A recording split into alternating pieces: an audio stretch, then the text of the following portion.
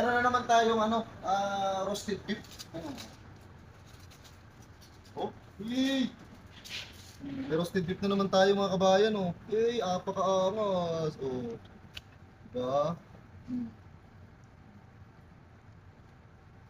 Tatapon lang yan. Meron pa dito. May grilled wagyu pa yan, oh. Siyempre lahat yan ipapamigay natin, hindi natin yan tatapon. Papamigay natin yan sa mga kababayang OFW.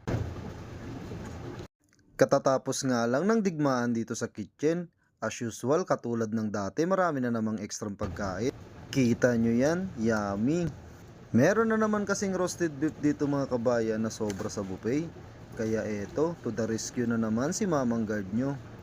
Kung hindi ko kasi aagapan ito ay masushoot ka agad to sa basurahan at sayang naman kung hindi mapapakinabangan. Medyo marami pa nga yung beef pastil natin mga kabayan kaya hindi ko to lulutuin bilang pastil. Ipapamigay ko to ng ganito lang, kayo na magluto kung anong discarding luto ang gusto nyo. I-comment mo nga sa baba kung anong masarap na luto dito at pipili kami ng mabibigyan nito. Salamat!